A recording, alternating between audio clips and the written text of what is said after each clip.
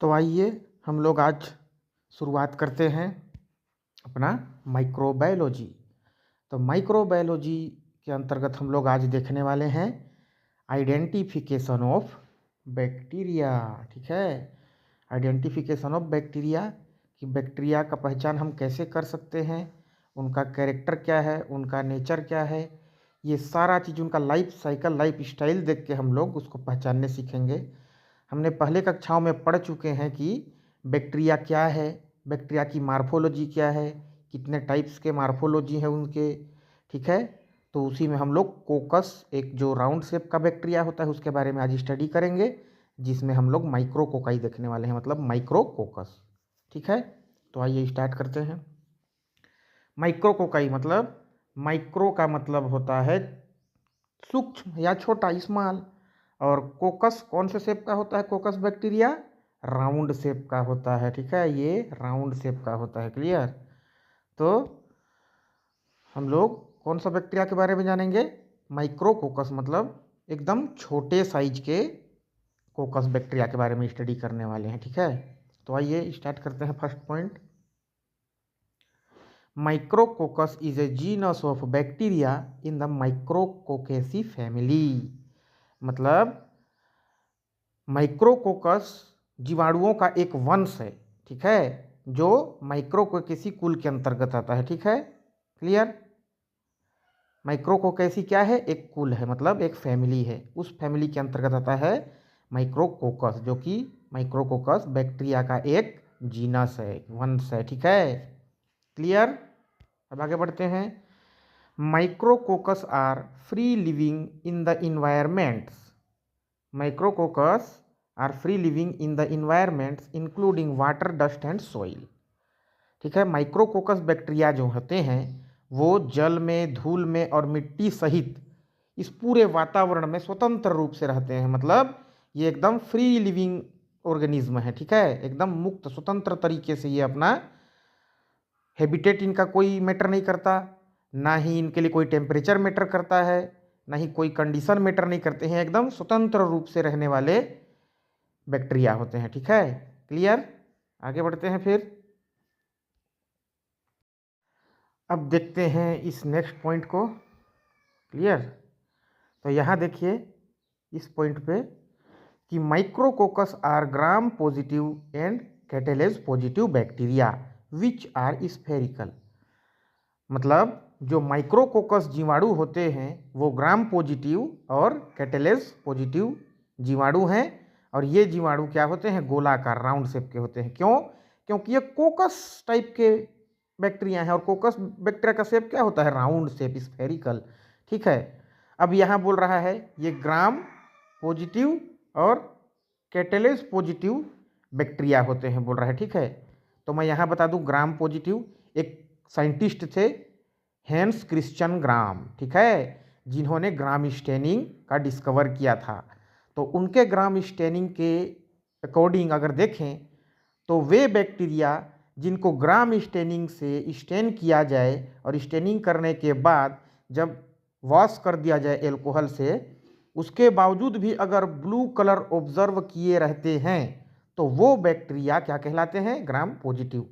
लेकिन gram staining से staining करने के बाद जब वॉश किया जाता है, और वॉश करने के बाद जिन बैक्टीरिया में से ब्लू कलर धुल जाते हैं, वॉश हो जाते हैं, और वो रेड या फिर हल्के पिंक कलर के नजर आते हैं, वो बैक्टीरिया क्या कहलाते हैं?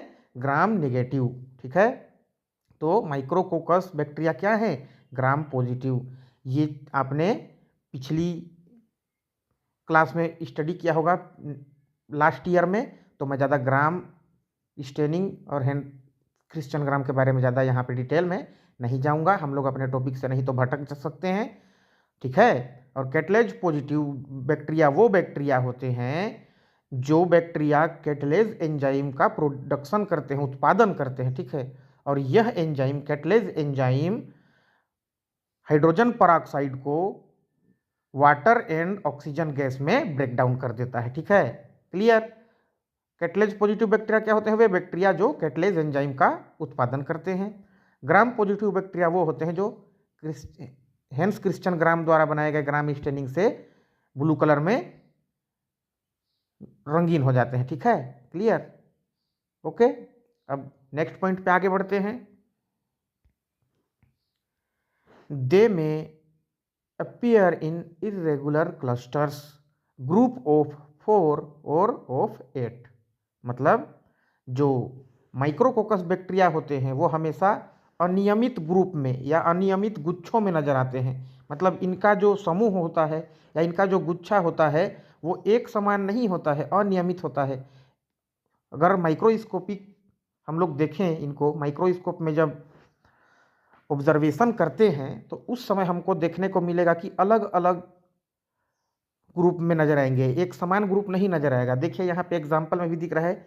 तो ऐसे ये सब हमें माइक्रोस्कोपिक ऑब्जर्वेशन के समय नजर आएंगे, ठीक है, एक समान नहीं दिखेगा, क्लियर। यहाँ देखिए ये ग्रेप्स क्लस्टर नजर आ रहा है, ठीक है, अंगूर के जो गुच्छ होते हैं, अंगूर के जो गुच्छा होता है ग्रेप्स का, वैसे नज़र आ रहा है, ठीक है। फिर यहाँ देखिए श्रृंखला में नज़र आ रहे हैं, चेन के जैसे, चेन लाइक स्ट्रक्चर। फिर यहाँ देखिए 4 सेल्स की संख्या में यहाँ पे अटैच्ड हैं। तो ऐसे माइक्रोस्कोपिक स्ट्रक्चर में हमें ये नज़र आएंगे, ठीक है, एक समान नज़र नहीं आएगा। क्या नज़र आएगा? इरेगुलर क्लस्टर्स नज़र आएंगे, मतलब अनियमित समूह दिखाई देंगे, ठीक है। अब आगे बढ़ते हैं, क्लियर। अब देखते हैं next point. They are often larger than staphylococci and colonies are white in colour, ठीक है। मतलब ये पॉइंट को देखो, ये स्टेफाइलोकोकस से बड़े होते हैं। मतलब जो हमारे माइक्रोकोकस बैक्टीरिया के जो क्लस्टर होते हैं वो स्टेफाइलोकोकस के अपेक्षा बड़े होते हैं, ठीक है। मतलब स्टेफाइलोकोकस हम लोग पढ़े हैं, कोकस वाले जो अरेंजमेंट, हमने कोकस वाले मॉर्फोलॉजी के बेस पे जब कोकस बैक्टीरिया के बारे में स्टडी कर रहे थे, कोकाई बैक्टीरिया के बारे में जो राउंड शेप के हैं, तो उनमें जो हमने अरेंजमेंट पढ़ा था, क्या पढ़ा था? Monococcus, diplococcus, tetracoccus, staphylococcus, streptococcus, sarcina, ये सब हमने स्टडी किया हुआ है कोकस वाले मॉर्फोलॉजी के अंतर्गत, ठीक है। तो उसमें एक स्टेफाइलोकोकस भी होता है जो कि क्लस्टर्स में नजर आते हैं। स्टेफाइलोकोकस बैक्टीरिया क्लस्टर्स में नजर आते हैं, आपके ग्रेप लाइक क्लस्टर में, ठीक है, ग्रेप्स लाइक क्लस्टर में दिखते हैं, अंगूर के गुच्छों के जैसा दिखता है ना स्टेफाइलोकोकस बैक्टीरिया। तो वो जो स्टेफाइलोकोकस बैक्टीरिया होता है, उस बैक्टीरिया से ये माइक्रोकोकस बैक्टीरिया के जो क्लस्टर होते हैं वो बड़े होते हैं, ठीक है, समझ में आया। और इनकी कॉलोनियाँ सफ़ेद रंग की नज़र आती है, ठीक है, मतलब ये वाइट कलर में नज़र आते हैं, ठीक है। ये जो क्लस्टर्स होते हैं माइक्रोकोकाई के क्लस्टर कौन से रंग में नज़र आती है? सफ़ेद, ठीक है, वाइट कलर में, क्लियर। यहाँ तक किसी को कोई दिक्कत नहीं? तो आगे बढ़ते हैं नेक्स्ट पॉइंट पर। Their staining is often not uniform. मतलब इनका अभिरंजन एक समान नहीं होता है। मतलब जब इनको स्टेनिंग किया जाता है कोई भी डाइज में, स्टेनिंग डाइज में, तो ये इनका जो स्टेनिंग है, मतलब जो ये रंजित होते हैं, रंगीन होते हैं, रंगते हैं, वो इनका रंग एक समान नहीं होता है। कभी वाइट दिखाई देगा, तो कभी गोल्डन येलो कलर दिखाई देंगे, तो कभी स्लाइटली येलो नजर आएंगे, कभी हल्का पिंक, या फिर कुछ ब्राइटनेस कलर में नजर आएंगे। एक समान ये इसका स्टेनिंग नजर नहीं आता है, क्लियर, ठीक है। फिर आगे देखते हैं next point. They are saprophytes and commensals, ठीक है। मतलब ये मृत भोजी जीव और सहभोजी जीव होते हैं। जो माइक्रोकोकाई बैक्टीरिया हैं या माइक्रोकोकस बैक्टीरिया हैं वो सेप्रोफाइट मतलब मृतभोजी जीव होते हैं, या फिर कॉमेंसल्स होते हैं मतलब सहजीवी। तो मैं आप लोग को बता दूं, मृतभोजी जीव या मृतोपजीवी जीव किसे कहते हैं? ऐसे जीव जो सड़े गले या मृत पदार्थों से अपने लिए भोजन एकत्रित करते हैं, उससे अपने लिए न्यूट्रिएंट्स, पोषण प्राप्त करते हैं। मतलब कार्बनिक पदार्थों से, वे जीव जो कार्बनिक पदार्थों से अपने लिए पोषण प्राप्त करते हैं या भोजन प्राप्त करते हैं, ठीक है, और कार्बनिक पदार्थों को अकार्बनिक पदार्थों में बदलते हैं। ठीक है, क्लियर। तो उसे सेप्रोफाइट या मृतभोजी जीव कहते हैं। मतलब ये एक अपघटक होते हैं। ठीक है, ये अपघटक श्रेणी के ऑर्गेनिज्म हैं। कौन? माइक्रोकोकाई। क्लियर। ठीक है, फिर क्या बोल रहा है? सहजीवी। सहजीवी मतलब एक दूसरे के बिना जीवन न जी पाना। मतलब ऐसे जीव जो किसी दूसरे जीव पर आश्रित होते हैं, और ऐसे आश्रित होते हैं, न ही उनको ये लाभ पहुंचा पाते हैं और न ही उनका नुकसान करते हैं। मतलब ऐसा जीवन जिसमें किसी दूसरे पर निर्भर रह के न ही उसको लाभ पहुंचा पाते हैं, न ही उनको नुकसान करते हैं, न ही उनको क्षति नहीं पहुंचाते हैं। एकदम बस उनके ऊपर ये निर्भर होते हैं अपना जीवन जीने के लिए, तो उसे सहजीवी जीव कहते हैं। ठीक है, सहजीवी संबंध होता है वो। क्लियर, यहाँ तक समझ में आ गया? मृतभोजी जीव और सहजीवी जीव क्या होते हैं? Saprophytes and commensals. क्लियर। तो आगे बढ़ते हैं। ठीक है, नेक्स्ट पॉइंट है, ये है नेक्स्ट पॉइंट। ठीक है, इसमें क्या बोल रहा है? दे मे रेयरली कॉज अपॉर्चुनिस्टिक इन्फेक्शन। मतलब ये शायद ही कभी अवसरवादी संक्रमण का कारण बन सकते हैं। ठीक है, ये पॉइंट देखो,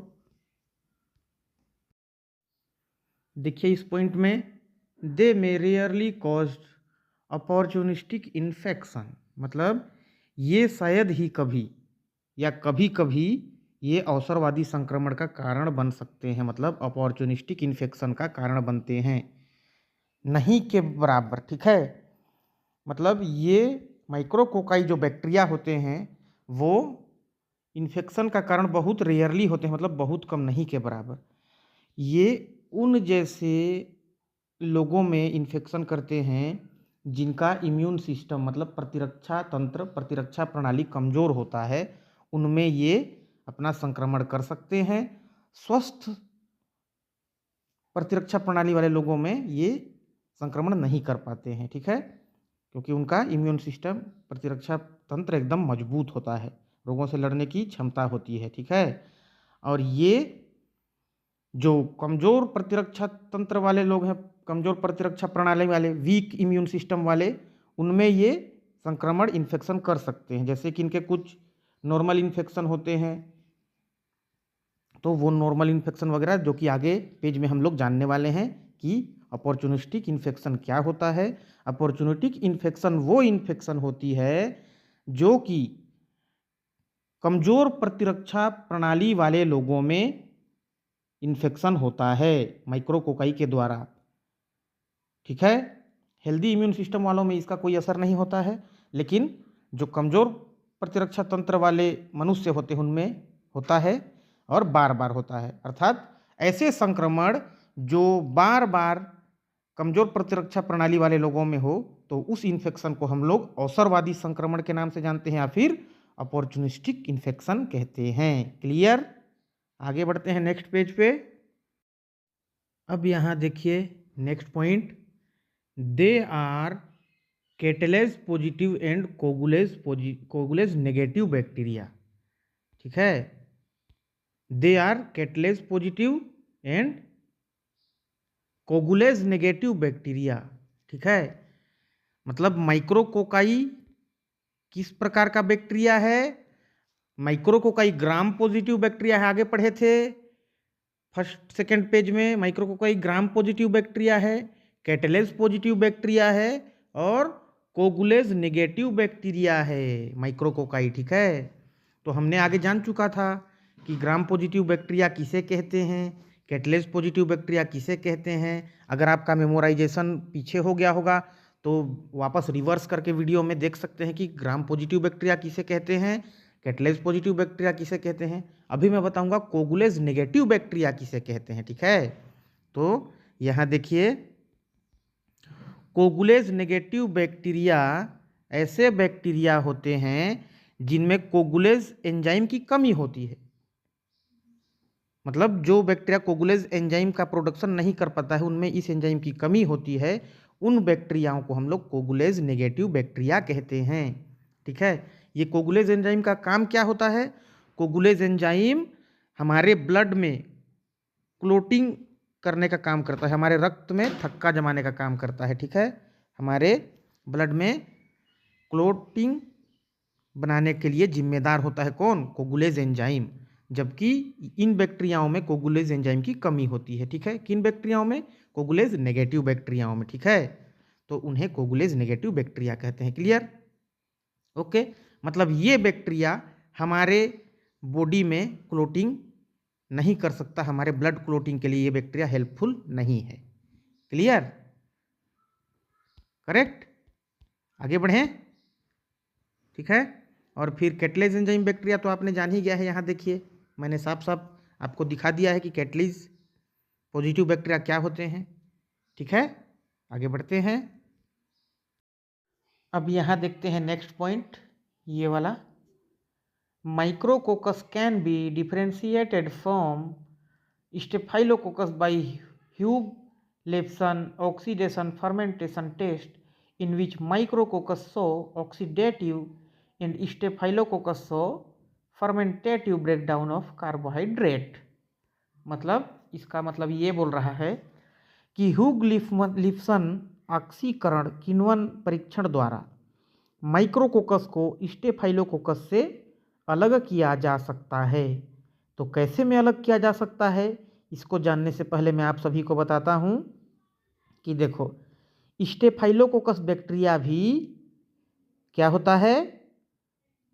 गुच्छों में होता है, क्लस्टर में होता है, और इसका शेप होता है ग्रेप्स लाइक स्ट्रक्चर। मतलब जो अंगूर के गुच्छे होते हैं ना, जो हम लोग अंगूर ग्रेप्स खाते हैं, उसका जो गुच्छा होता है बड़ा झल्ला, वैसे ही स्टेफाइलोकोकस का शेप होता है, जो मैंने पिछले जो पेजेस थे उसमें दिखाया है।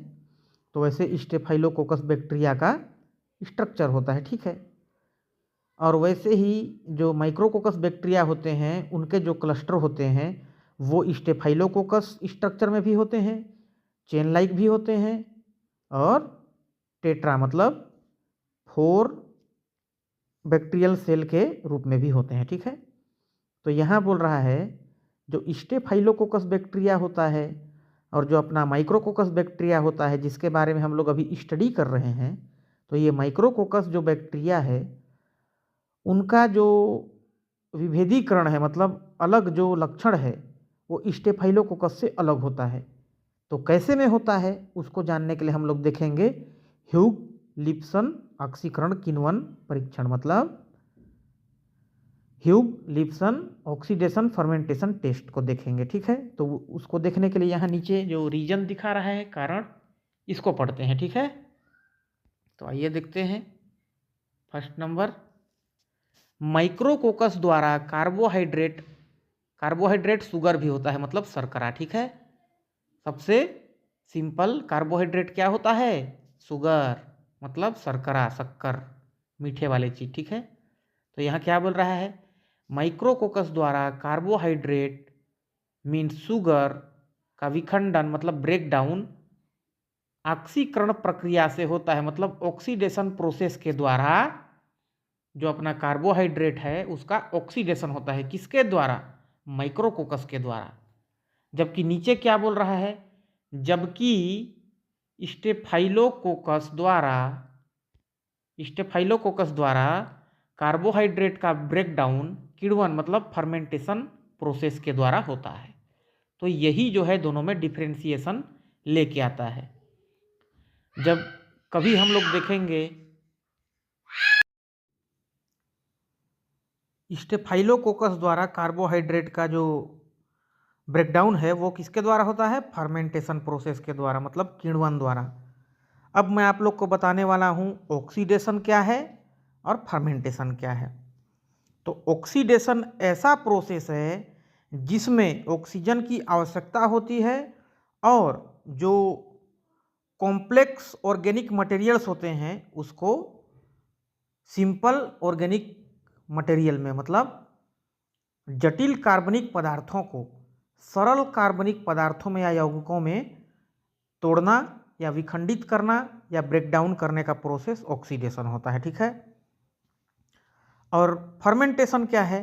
फर्मेंटेशन ऐसा प्रोसेस है या ऐसा प्रक्रिया है जिसमें सूक्ष्म जीवों के द्वारा मतलब माइक्रो ऑर्गेनिज्म के द्वारा जो हमारे कॉम्प्लेक्स ऑर्गेनिक कंपाउंड हैं उनको सिंपल ऑर्गेनिक कंपाउंड में ब्रेक डाउन करना होता है। मतलब फर्मेंटेशन एक ऐसा प्रोसेस है, किण्वन एक ऐसा प्रक्रिया है जिसमें सूक्ष्म जीवों के द्वारा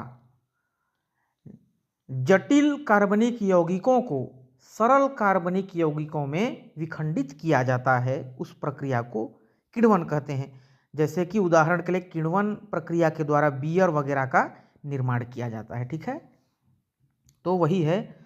अगर जब हम लोग माइक्रोस्कोपिक ऑब्जर्वेशन करते रहेंगे या फिर कोई भी प्रोसेस करते रहेंगे माइक्रो ऑर्गेनिज्म के थ्रू, तो अगर फर्मेंटेशन प्रोसेस के द्वारा अगर कोई कार्बनिक यौगिक सरल कार्बनिक यौगिक में कन्वर्ट हो जा रहा है तो हम लोग समझेंगे कि वहाँ पे माइक्रोकोकस या माइक्रोकोकाई बैक्टीरिया नहीं है।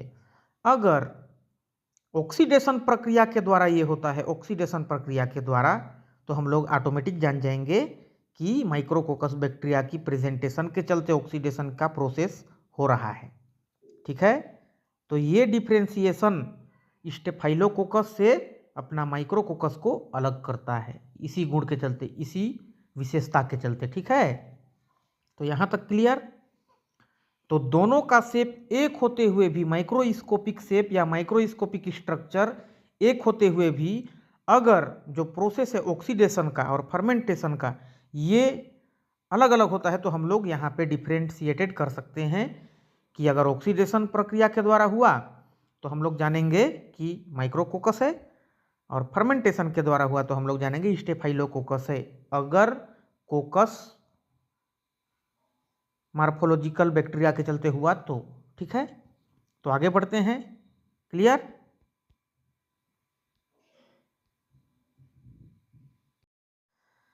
तो यहाँ आज आप सभी का माइक्रोकोकाई वाला चैप्टर, माइक्रोकोकाई वाला जो टॉपिक था, जो आइडेंटिफिकेशन ऑफ बैक्टीरिया के अंतर्गत सबसे पहला नंबर हम लोग जो स्टडी कर रहे थे, माइक्रोकोकाई, जिसको माइक्रोकोकस भी बोलते हैं, जो कि स्फेरिकल शेप का बैक्टीरिया होता है, मतलब गोलाकार शेप का कोकस।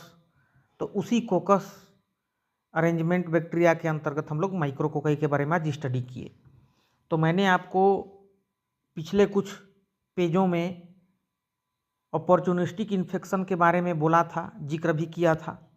ठीक है, तो उसके बारे में यहाँ नोट्स के अंतर्गत आप लोग को उसके बारे में बता देता हूँ। ठीक है, कि अपॉर्चुनिस्टिक इन्फेक्शन क्या है, मतलब अवसरवादी संक्रमण किसे कहते हैं। क्योंकि जो अपना माइक्रोकोकाई बैक्टीरिया है वो कभी कभी रेयरली अपॉर्चुनिस्टिक इन्फेक्शन करता है। ठीक है, मैंने बताया है पिछले पेजों में। ठीक है, तो ये अपॉर्चुनिस्टिक इन्फेक्शन क्या है और कब करता है कब नहीं करता है उसको मैं यहाँ बताने वाला हूँ। क्लियर। तो हम लोग देखते हैं अवसरवादी संक्रमण मतलब अपॉर्चुनिस्टिक इन्फेक्शन। ठीक है, ये कभी कभी कॉज करता है कौन, माइक्रोकोकस। तो देखिए यहाँ पढ़िए, ऐसे संक्रमण जो कमजोर प्रतिरक्षा प्रणाली वाले लोगों में बार बार होता है, जबकि स्वस्थ प्रतिरक्षा प्रणाली वाले लोगों में कभी कभी या नहीं के बराबर होता है, अर्थात समय के अनुसार बार बार होने वाले संक्रमण ही अवसरवादी संक्रमण कहलाते हैं। क्लियर। मतलब जैसे कुछ ऐसा इन्फेक्शन है जो कभी कभी किसी किसी लोगों में बारंबार होते रहता है, लगातार, हर 2 महीने के बाद, हर 3 महीने के बाद, या हर 1 महीने के बाद, या हर 3 महीने के बाद उसको बार बार वो लक्षण देखने को मिलता है उस इन्फेक्शन का, जो इन्फेक्शन उसके में होता है। तो हम लोग सोचते हैं कि एक कमज़ोर इंसान है, इसका रोग से लड़ने का क्षमता कम है, इसका इम्यून सिस्टम वीक है, ऐसे सोचते हैं कि नहीं? सभी लोग सोचते हैं, आप लोग भी सोचते होंगे, मैं भी सोचता हूँ, कितने लोगों को देखता हूँ। तो ये जो अपॉर्चुनिस्टिक इन्फेक्शन है ये कमज़ोर प्रतिरक्षा प्रणाली वालों में, मतलब वीक इम्यून सिस्टम वाले लोगों में ही होता है। और ये कॉज कौन करता है? अपना माइक्रोकोकाई बैक्टीरिया, लेकिन लगातार नहीं, कभी कभी। और किस में करेगा? जिनका प्रतिरक्षा तंत्र कमजोर है। जबकि स्वस्थ प्रतिरक्षा प्रणाली वाले लोगों में ये कभी भी नहीं होता है। गलती से कभी कभार हो गया तो मौसम संबंधी, या अचानक से मौसम के बदलाव के चलते हो जाता है वो अलग बात है स्वस्थ लोगों में, लेकिन कमज़ोर लोगों में बार बार होगा। ठीक है, मतलब ये समझ में आता है कि बार बार कमज़ोर प्रतिरक्षा प्रणाली वाले लोगों में कोई रोग होता है या कोई संक्रमण होता है तो उसे ही हम लोग अवसरवादी संक्रमण कहते हैं, मतलब अपॉर्चुनिस्टिक इन्फेक्शन। तो उसके एग्जाम्पल यहाँ देखिए, उसके एग्जाम्पल यहाँ हैं pneumonia, septic arthritis, prosthetic valve endocarditis, ठीक है, इंडोकार्डाइटिस, ठीक है, जिसको शॉर्ट में PVE बोलते हैं, और एक है catheter associated blood stream infection, इसको शॉर्ट में बोलते हैं CSBSI, इसको शॉर्ट में कभी कभी CRBSI भी बोलते हैं, मतलब catheter related blood stream infection, जबकि यहाँ क्या दिखाया गया है, catheter associated blood stream infection.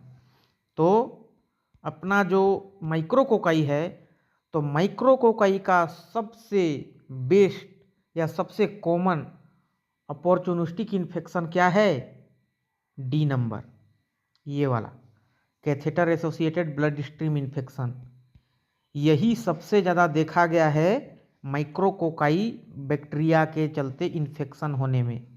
ठीक है, ये बार बार होता है वीक इम्यून सिस्टम वाले पर्सन में, अपॉर्चुनिस्टिक इन्फेक्शन के नाम में यही होता है catheter associated blood stream infection. बाकी जो न्यूमोनिया है ये स्ट्रेप्टोकोकस न्यूमोनी बैक्टीरिया के चलते होता है, सेप्टिक अर्थराइटिस भी होता है लेकिन ये भी माइक्रोकोकाई के चलते नहीं होता है, लेकिन ये सभी जो एग्जाम्पल में दिखाए गए हैं ये सभी अपॉर्चुनिस्टिक इन्फेक्शन के एग्जाम्पल हैं। ठीक है, लेकिन मेन जो मेजर इन्फेक्शन होता है जो कि माइक्रोकोकाई बैक्टीरिया के चलते होता है वो है D number, catheter associated blood stream infection. ठीक है, क्लियर। अब कैथेटर क्या होता है पूछोगे आप लोग, तो आप लोग को बता दूं, कैथेटर जब कोई इंसान बहुत ज़्यादा रेयरली बेड रेस्ट में चला जाता है या ऐसा रोग या ऐसा डिसीज हो जाता है जिसके चलते उसको उठने बैठने में तकलीफ हो या बार बार यूरिन करने में जाने में दिक्कत हो, जो अगर जनरली देखा जाए तो बेड रेस्ट में चला जाता है, दिक्कत होता है उठने बैठने में, थके हुए लोग या वीक पर्सन या बूढ़े तबके के लोग, तो उनमें कैथेटर लगा दिया जाता है उनके यूरिनरी ट्रैक्ट में। ठीक है, अगर मेल है तो उनके पेनिस में लगा दिया जाता है और फीमेल है तो उनके वेजाइना में लगा दिया जाता है, वेजाइना नहीं सॉरी, जो उनका यूरेथ्रा है उसमें लगा दिया जाता है। तो उनके थ्रू जो उनमें जो लगा होता है तो उनके थ्रू वो जो बैग होता है उस बैग में स्टोर होता है उनका यूरिन। ठीक है, तो उसे कैथेटर बोलते हैं। ठीक है, तो वही कैथेटर जब लगा होता है तो वहाँ आसपास से जो हमारे बॉडी का सर्कुलेट होने वाला ब्लड है तो वो ब्लड में इन्फेक्शन हो जाता है, जो ब्लड वहाँ पे फ्लो होते रहता है, ब्लड प्रवाह, रक्त प्रवाह, तो उस रक्त प्रवाह में इन्फेक्शन हो जाता है माइक्रोकोकाई बैक्टीरिया के चलते। तो ये कॉमन इन्फेक्शन है माइक्रोकोकाई के द्वारा होने वाला। ठीक है, तो आज यहाँ आप लोग का माइक्रोकोकाई वाला जो टॉपिक था वो फिनिश होता है, यहीं इसको अल्प विराम देते हैं। अगर यहाँ तक में किसी को कोई डाउट, दिक्कत या परेशानी होगा समझने में या फिर इसको ऑब्जर्व करने में तो मेरे से डायरेक्ट संपर्क करिएगा। तो तब तक के लिए धन्यवाद, टाटा, स्वस्थ रहो, मस्त रहो और खूब अच्छे से पढ़ाई करो और अपने लक्ष्य को प्राप्त करो। ठीक है, जय हिंद।